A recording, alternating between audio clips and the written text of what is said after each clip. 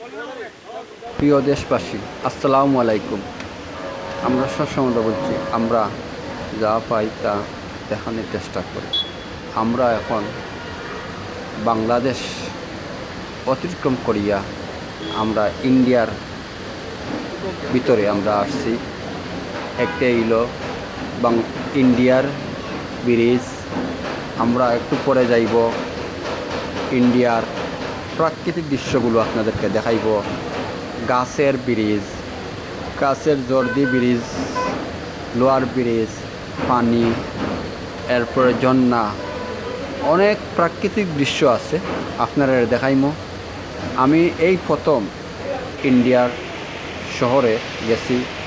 আমাদের সোনার বাংলা, আমি তোমার ভালোবাসি, আমার সোনার বাংলার দেশ অতিক্রম করিয়া আমি ইন্ডিয়াতে আমি গেছি। একটা হইল একটি ব্রিজ। এই ব্রিজটা প্রাকৃতিক দৃশ্যটা গাছের ঝড় দিয়ে এই ব্রিজটা তৈরি করা হয়েছে।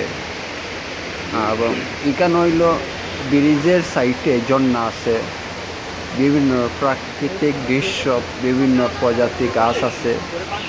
আপনারা যে কোনো সময় বাংলাদেশ হইতে ইন্ডিয়া চলে আসতে পারেন। এখানে ঝর্ণা আছে।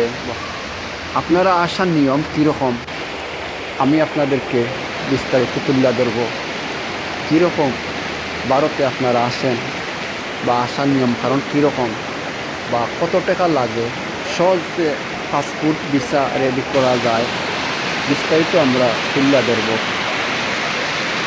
আমি বাংলাদেশ হইতে ইন্ডিয়া যাওয়ার মানে এর প্রাকৃতিক দৃশ্যগুলো আপনাদেরকে দেখানোর জন্য এই আমার উদ্দেশ্য, আর কোনো কিছু নাই। আমরা আপনাদেরকে বিস্তারিত ঘুরে আমরা দেখাইব। আপনারা আমাদের চ্যানেলের পাশে থাকুন, আমাদের চ্যানেলের শেয়ার সাবস্ক্রাইব করুন। এই আশা ব্যক্ত করে আমার কথা শেষ করলাম। বাকি অংশগুলো আপনারা ঘুরে দেখাই, আপনারা আমার পাশে থাকুন।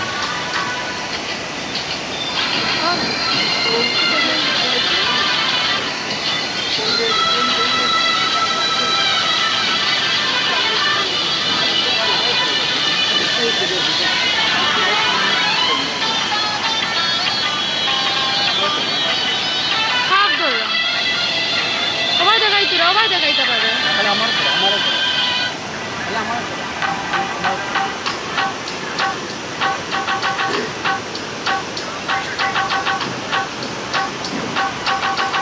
এই জায়গা হইল ঝর্ণা।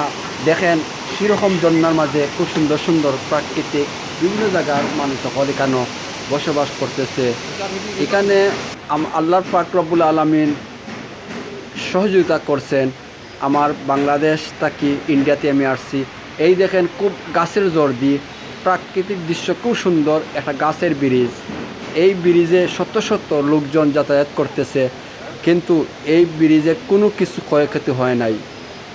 এই ব্রিজটা কোনো কারিগরিয়ে বানায় নাই, কোনো বাঙালিয়ে বানায় নাই, কোনো ইন্ডিয়ার কোনো কারিগর নাই। এগুলো আল্লাহর সহযোগিতায় একটা ব্রিজ হয়েছে গাছের জোর দ্বারা। এখানে বিভিন্ন ধরনের লোকজন সারা জীবন ধরে এই ব্রিজে দিয়ে যাইতেছে। আমি ইন্ডিয়ার লোক সাথে কথা বলছি, আরও অনেক লোকজনের সাথে কথা বললাম।